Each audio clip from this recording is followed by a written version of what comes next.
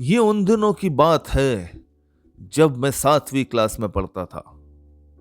हम लोग दानाउली के घर में रहते थे। उस समय मुझे क्रिकेट खेलने का बहुत शौक था।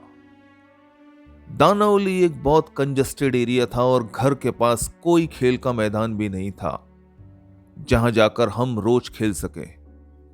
इसीलिए घर की छत पर हम बच्चे लोग स्पंज की या ट्यूब की बॉल से क्रिकेट खेला करते थे।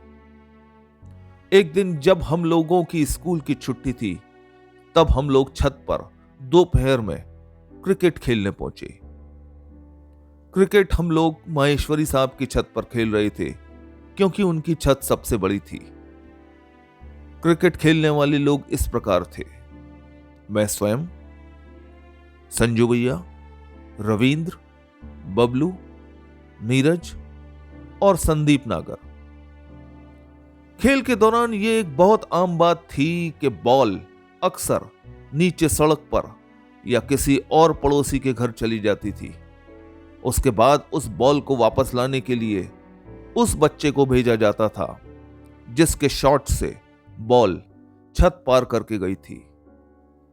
तो अचानक हुआ यूं कि किसी बच्चे के शॉट से हमारी बॉल छत पार करके 2 घर दूर बउए भाई साहब की छत पर पहुंच गई।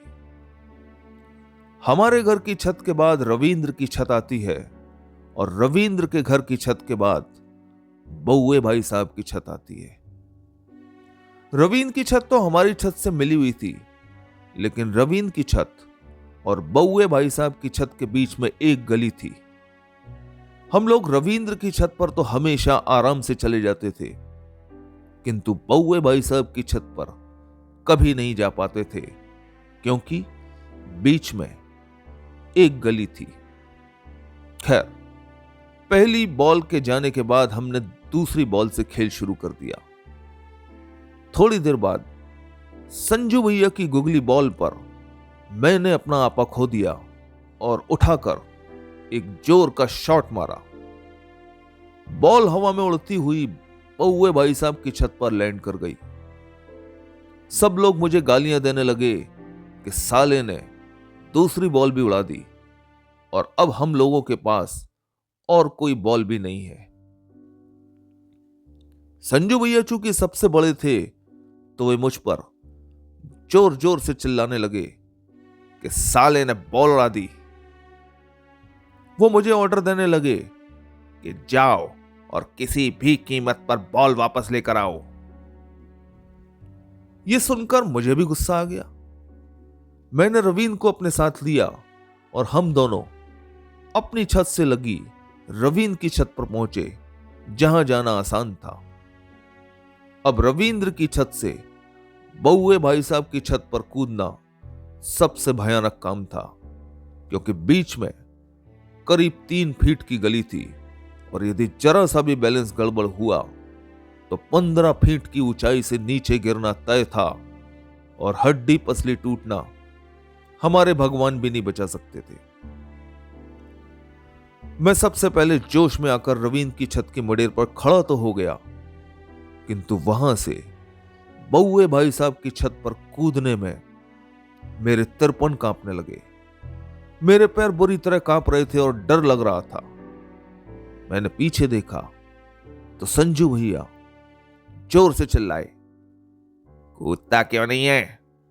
बिना बॉल लाए तुझे आने नहीं दूंगा। यह सुनकर मैंने मन ही मन अपने सभी भगवान याद किए और 3 फीट की गली के ऊपर से छलांग लगाई और बउए भाई साहब की छत पर सुरक्षित लैंड कर गया। मैंने भगवान का शुक्रिया अदा किया। सभी बच्चों ने तालियां बजाकर मेरी हौसला अफजाई की। मैंने जल्दी से बउए भाई साहब की छत पर पड़ी 5-6 बॉलें उठाई और अपनी जेबों में ठूंसी। उसके बाद मैं जब वापस छत पर लौटने के लिए छलांग लगा रहा था तो सामने वाले घर से सुनील की मम्मी ने मुझे यह स्टंट करते देख लिया। वो जोर जोर से चिल्लाने लगी, हाय दीपू कूद गया, हाय दीपू कूद गया, कोई उसे बचाओ। अब यह सुनकर मेरी और सब बच्चों की पैंट गीली होने लगी कि अब सबके मम्मी पापा को पता लग जाएगा और जम के सबकी पिटाई होगी। और वही हुआ। सबसे पहले नीचे से पापा की कटीली और राबदार आवाज आई, संजू देबो नीचे आओ, संजू देबो नीचे आओ। हम दोनों भाइयों के तिरपन कांप गए कि अब जमकर मरम्मत होगी। हम लोग डरते डरते नीचे उतरे। संजू भैया मुझे धकेल कर आगे कर रहे थे और मैं उन्हें कर रहा था। जब हम नीचे पहुंचे तो देखा पापा और मां अलग अलग 2 हथियार लिए हमारा इंतजार कर रहे हैं।